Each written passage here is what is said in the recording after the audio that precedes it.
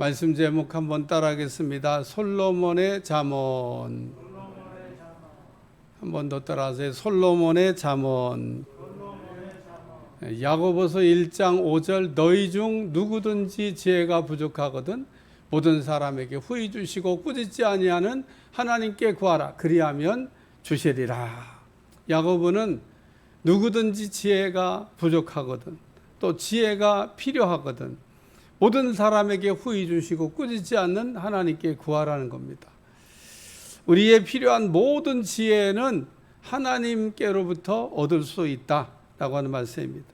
잠언 2장 4절 은을 구하는 것 같이 그것을 구하며 감추어진 보배를 찾는 것 같이 그것을 찾으면, 솔로몬은 우리에게 은을 구하는 것처럼 또 감춰진 보배를 찾는 것처럼 지혜를 찾으라 이렇게 말씀하고 있습니다.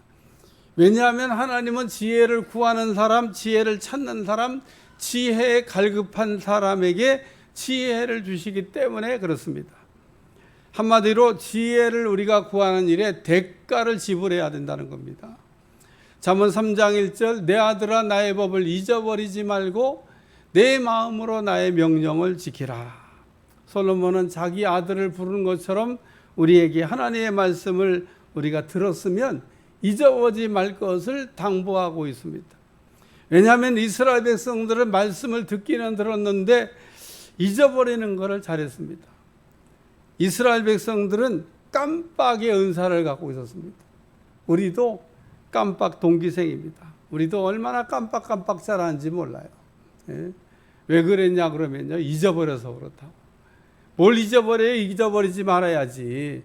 안 잊어버려야 되는데 깜빡의 은사가 있어가지고 깜빡 잊어버렸다고 우리가 이렇게 얘기할 때가 많습니다.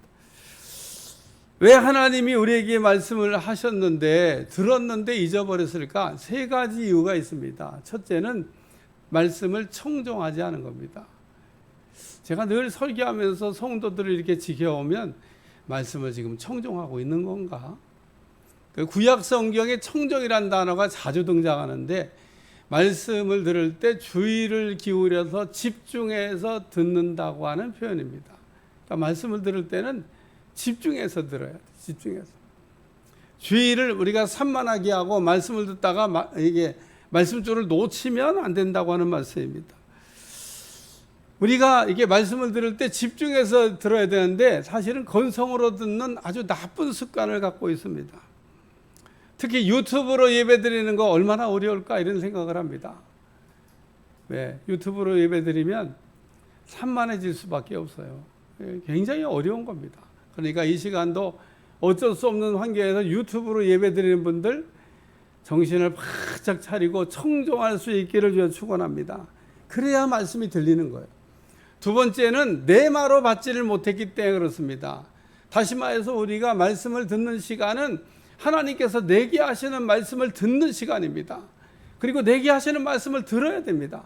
분명히 하나님은 설교를 통해서 나에게 주시는 말씀이 있다는 겁니다.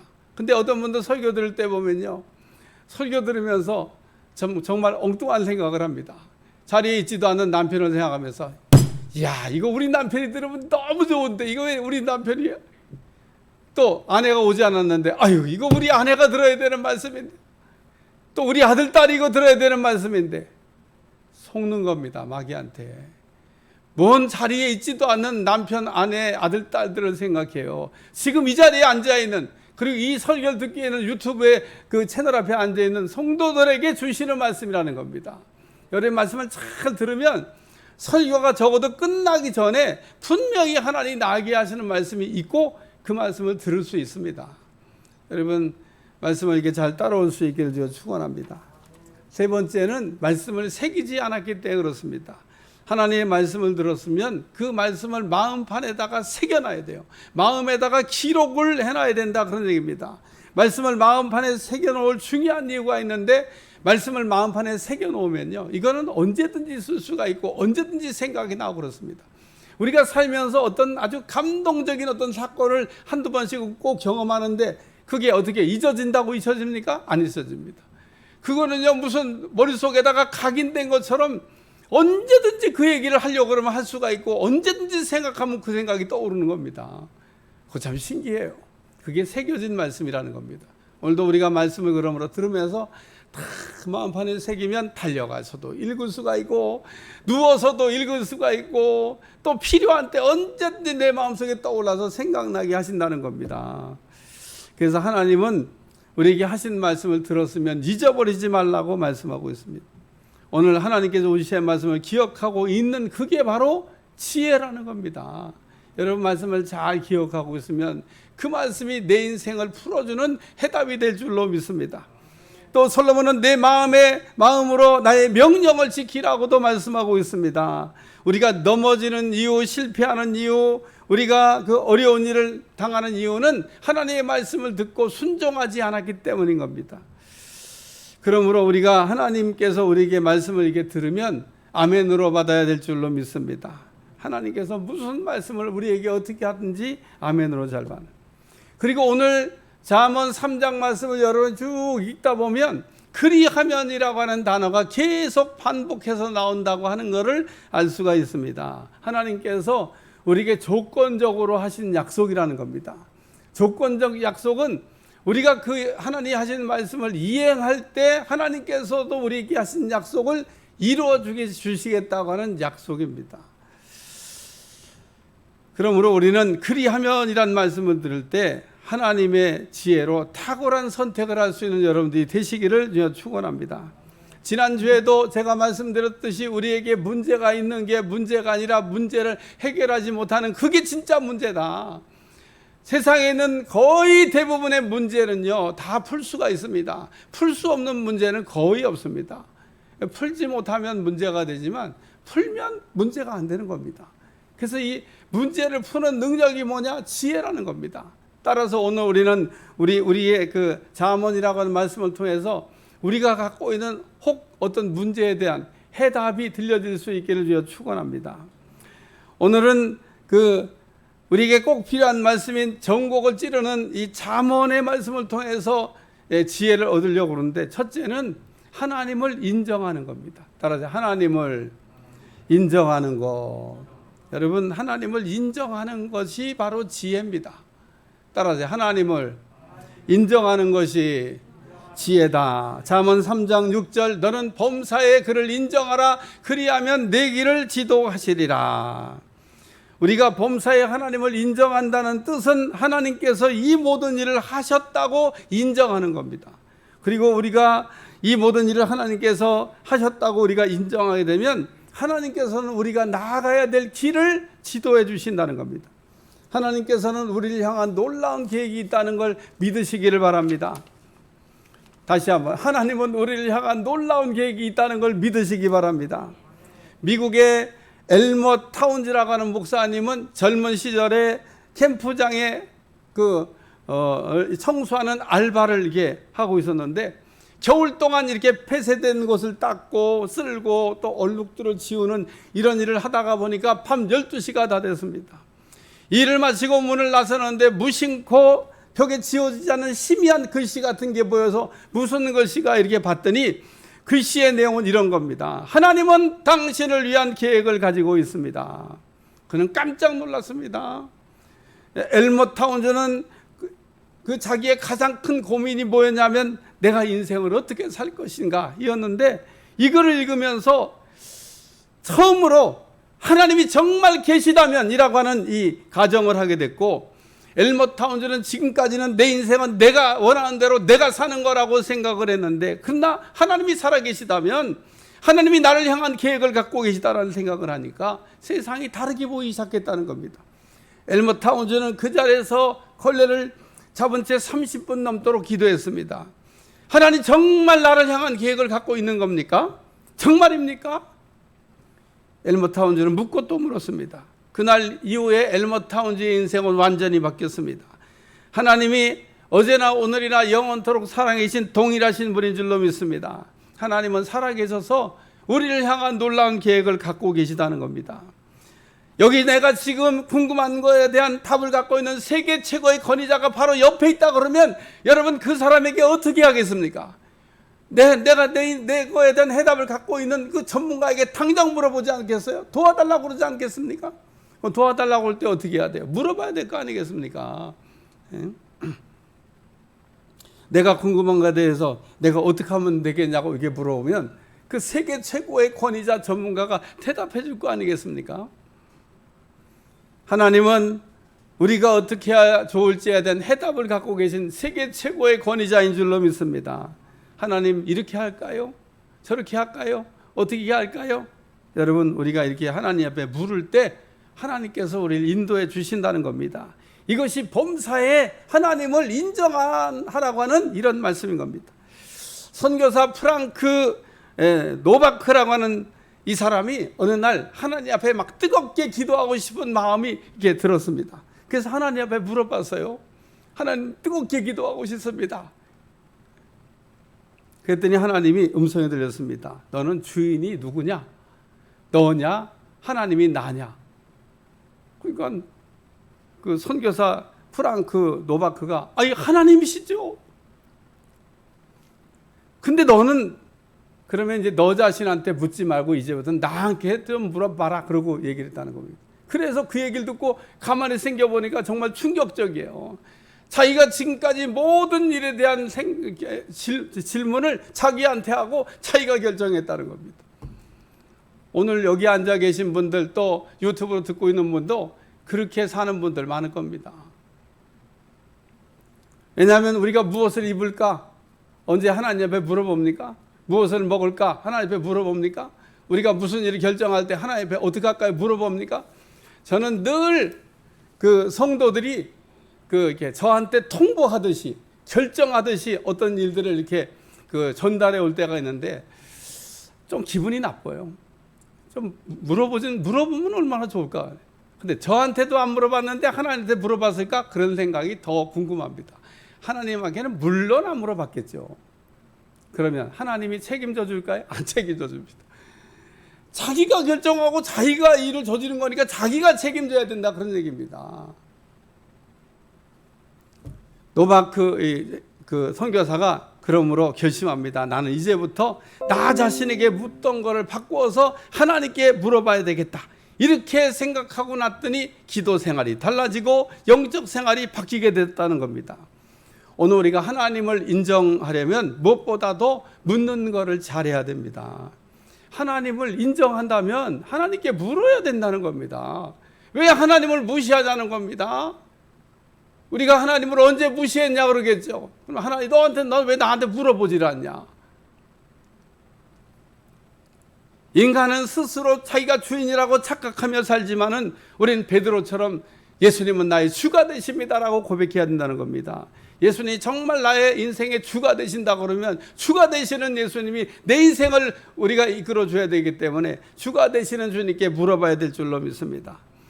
오늘 본문이 이렇게 얘기합니다. 너는 범사에 하나님을 인정하라. 그리하면 내 길을 지도하시리라. 예? 우리는 작은 거는 물어보고요. 큰 거는 안 물어보는 사람이 있습니다. 어떤 사람은 또 큰 거는 물어보고 작은 거는 안 물어보는 사람이 있습니다. 하나님을 범사에 인정한다는 얘기는 작은 것도 묻고 큰 것도 묻고 우리 하나님이 묻는 거를 이렇게 피곤해하지 않으십니다. 오히려 안 묻는 거를 기분 나빠하십니다. 왜? 하나님을 안 인정하시니까. 오늘 하나님을 그러므로 우리가 인정하면 하나님께서 우리 얘기를 시온의 대로같이 편한 길로 쉬운 길로 잘되는 길로 성공하는 길로 이끌어 주일 줄로 믿습니다. 매번 사고 치고 난 다음에 그 다음에 하나님 뒷수습 해달라고 울고불고 그러지 말고 하나님은 사고 처리반이 아닙니다. 하나님은 우리에게 가장 좋은 길로 인도해 주시기를 원하신다는 겁니다. 이것이 하나님을 범사에 인정하는 겁니다. 이것보다 더 탁월한 지혜가 어디 있습니까? 두 번째는 하나님을 신뢰하는 겁니다. 하나님을 신뢰하는 것이 지혜라는 겁니다. 잠언 3장 5절 너는 마음을 다하여 여호와를 신뢰하고 내 명철을 의지하지 말라. 왜 본문이 안 뜨고 있습니까? 잠언 3장 5절 너는 마음을 다하여 여호와를 신뢰하고 내 명철을 의지하지 말라. 여호와를 우리가 신뢰하는 것 이게 바로 지혜라는 겁니다. 하나님을 우리가 신뢰한다 그러면 하나님을 믿는다 그러면 항상 탁월한 선택, 항상 좋은 선택, 후회가 없는 선택을 하는 삶을 살아가게 될 줄로 믿습니다. 성경을 읽다 보면 선한 왕 혹은 악한 왕, 이렇게 그 왕들이 분류가 됩니다. 또 그 지혜로운 왕, 또 어리석은 왕, 이렇게 분류가 됩니다. 이 두 사람의 차이가 뭔지 아십니까? 하나님을 신뢰하느냐 아니면 자기 명철을 의지하느냐의 차이인 겁니다. 오늘 우리가 이 땅에 살면서 하나님을 신뢰한다고 하는 것은 하나님의 명철을 의지하는 거고, 그것이 바로 지혜라는 겁니다. 우리가 하나님을 신뢰한다는 게 무슨 뜻인가? 내 생각대로 안 돼도, 내 뜻대로 안 돼도 낙심되지 않는 것을 이야기하는 겁니다. 왜 우리가 하나님을 신뢰해야 됩니까? 하나님은 나보다 지혜가 많으신 분, 명철이 뛰어나신 분이기 때문에 그런 겁니다. 그러므로 하나님을 신뢰하는 사람은 하나님께로부터 오는 지혜를 얻어가지고 명철을 얻게 될 줄로 믿습니다. 누가복음 5장에 베드로가 고기 잡으러 나가서 밤이 맞도록 수고했는데 얻은 게 없이 돌아왔습니다. 예수님께서 베드로에게 배를 좀 빌려달라고 그랬습니다. 그리고 배를 이렇게 조금 띄운 다음에 거기 모인 무리들한테 설교를 다 마친 후에 베드로에게 이렇게 얘기했습니다. 베드로가 배를 빌려줘서 그랬던 것 같아요. 깊은 데로 가서 그물을 던져 고기를 잡으라 그랬습니다. 그런데 베드로의 경험이나 베드로의 상식이나 이런 걸 보면 고기는 밤에는 깊은 데 있고 낮에는 얕은 데 있어요. 그러니까 지금은 고기가 얕은 데로도 나오는 시간인데, 예수님은 그 말도 안 되는 얘기를 지금 하시는 겁니다. 깊은 데 가서 그물을 던져 고기를 잡아보라는 겁니다. 고기 없는데. 그러니까 베드로가 예수님이 하신 말씀을 듣고 이렇게 얘기합니다. 내가 밤이 맞도록 수고해야 돼. 얻은 것이 없지만은 말씀에 의지하여 그물을 내려보겠습니다. 그냥 이 말을 액면 그대로 믿으면요, 베드로가 엄청 믿음 좋은 사람 같아.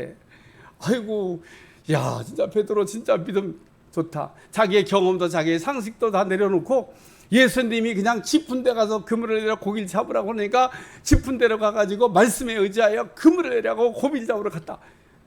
여기까지 하면은 뭐 별 문제가 없는데, 베드로가 가서 정말 깊은 데 가서 그물 내려 고기를 잡았는데 그물이 찢어졌어요.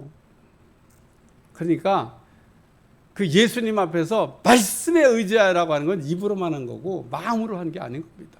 속으로는 그 불신과 의심과 이런 것이 가득 찬 그런 마음을 갖고 있었는데, 왜? 진짜 고기가 잡힐 거라고 생각을 하고 고기가 그렇게 많이 잡힐 거라고 우리가 믿었으면 그물 기어 갖고 나갔죠. 찢어진 그물 들고 나가서 고기 잡았겠어요. 근데 찢어진 그물로 고기를 잡았는데 얼마나 고기가 많이 잡혔든지 자기 배와 동료 배를 가득 채웠다는 겁니다. 그리고 그 다음에 베드로의 행동은 예수님의 엎드려가지고 내가 죄인으로서이다, 나를 떠나소서 라고 회개하는 걸 보면 그 베드로가 믿고 간 게 아니라 그냥 반신반의하고 믿져야 본전이다 이런 심정으로 가서 그물을 던졌는데, 그 예수님의 말씀의 결과물을 보고 베드로가 예수님이 누군지를 알게 됐다, 그런 얘기입니다. 오늘도 우리가 그러므로 주님을 이게 신뢰하는 데서 하나님의 지혜가 온다는 거 믿으시기를 주여 축원합니다. 내 명철을 의지하지 말고 하나님을 신뢰하라는 겁니다. 하나님을 믿으라는 겁니다. 요한복음 2장에도 가나의 혼인잔치에 그 예수의 어머니도 계시고 거기에 예수님과 제자들도 청함을 받아 갔는데 포도주가 떨어졌더라.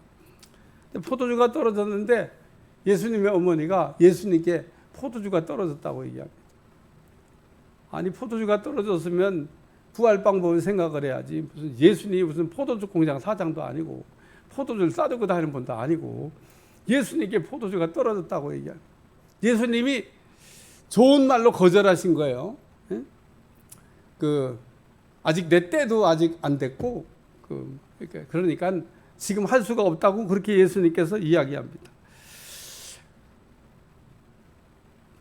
그러니까 그 예수님이 어머니가 그 하인들에게 예수님이 무슨 말씀을 하든지 그대로 하라. 하인들이 거기 있었는데 도랑아리 여서에다가 물을 갖다 가득 채우라. 하인들이 물을 떠다 채우고 이제는 물을 떠서 연회장에 갖다 주었더니 물이 변하여 포도주가 됐다라고 하는 말씀 아닙니까? 오늘 우리가 하나님을 신뢰한다면 하나님께서 우리에게 무슨 말씀을 하든지 아멘하고 순종할 때 거기에 하나님의 지혜의 능력의 역사가 일어나게 될 줄로 믿습니다. 그래서 물떠온 하인은 알더라. 성경은 말하기를 스스로 섰다고 하는 사람은 넘어질까 조심하라 그랬습니다. 자기의 명철을 의지하지 말고 하나님을 신뢰하고 하나님을 의지하라고 하는 그런 말씀입니다.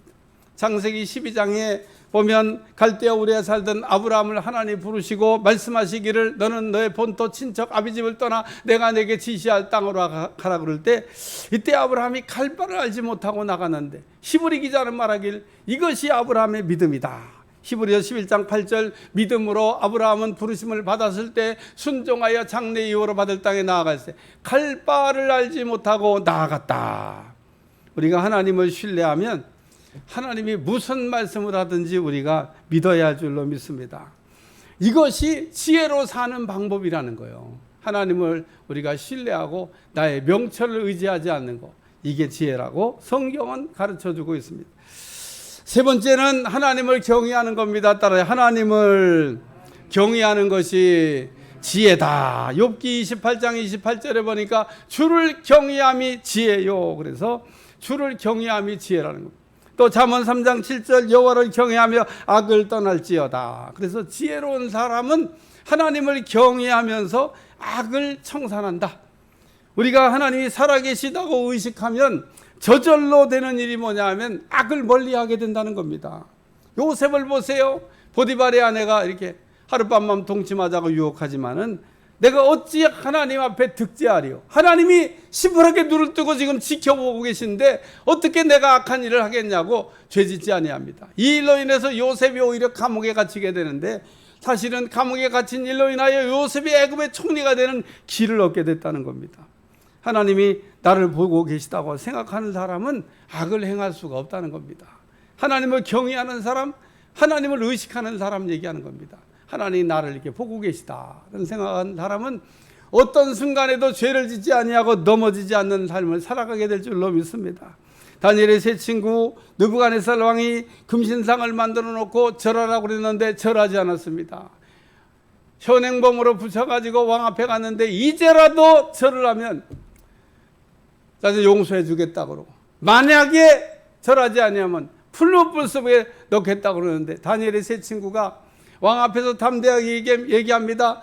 내가 믿는 하나님이 능히 우리를 풀무불 속에서 건져내실 줄로 믿고 그러나 그리 아니하실지라도 왕의 금신상에는 절할 수가 없습니다.